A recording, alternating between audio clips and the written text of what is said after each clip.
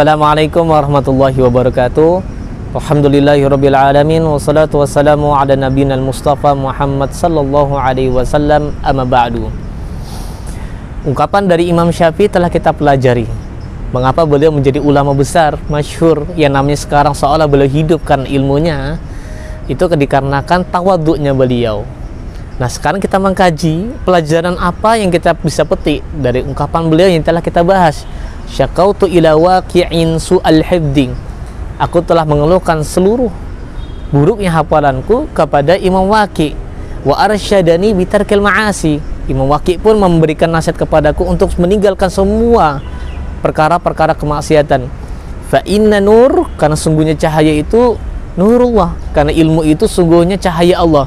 Wa nurullahi la yuhda li'asin, dan cahaya Allah tidak akan Allah pancarkan kepada orang-orang ahli maksiat. Ada unik perkara ini. Sebelum ungkapan ini beliau untarkan kepada Imam Waqi', yaitu bahwasanya kita paham sekali Imam Syafi'i itu di usia 7 tahun beliau telah hafal Quran.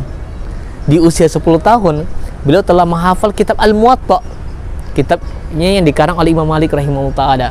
Namun bahkan uniknya di usia 15 tahun beliau telah diangkat menjadi ulama, bahkan boleh berfatwa, mengeluarkan hukum-hukum fatwa. Itu di usia 15 tahun, berbeda dengan kita. Di usia 15 tahun mungkin diantara kita masih banyak yang belum bisa ngaji. Tapi ketika dibicarakan Imam Syafi'i di usia 15 tahun, beliau diangkat menjadi ulama besar. Tapi ya umatul Islam, alhamdulillah wa iyyakum, ungkapan ini muncul ketika karena apa? Ketika ada seorang wanita naik unta.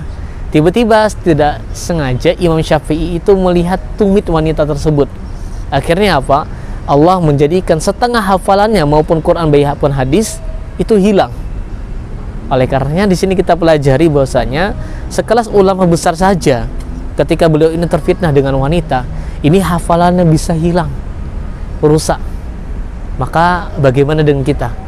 Kita bukan ulama, kita juga bukan ustadz yang besar, bukan.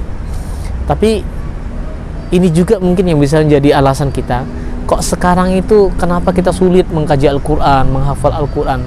Bisa jadi karena kita ini pelaku maksiat, sehingga Allah tidak ridho menitipkan ilmunya kepada kita.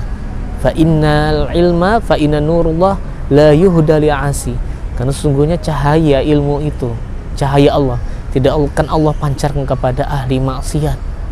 Oleh karena umat Islam a'azanallahu wa iyyakum, jagalah pandangan antum, kita semuanya, jagalah diri kita dari perkara maksiat, karena bisa jadi hal-hal yang menghalangi kita sulit memahami ilmu agama, sulit kita mengkaji Quran, menghafal Al-Quran.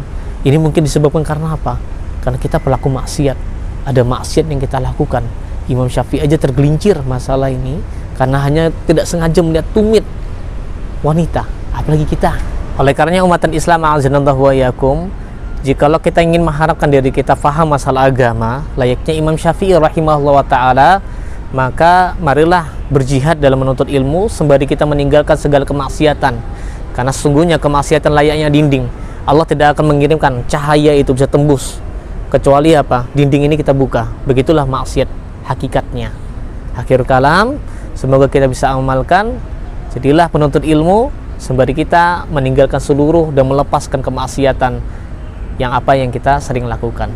Assalamualaikum warahmatullahi wabarakatuh. Bergabunglah bersama gerakan Infak Peduli Dakwah. Hanya dengan mendonasikan dana Anda sebesar Rp50.000 setiap bulan, berarti Anda telah membantu syiar dakwah Islam hingga ke berbagai wilayah pedalaman Kalimantan Timur. Karena dakwah tak harus ceramah.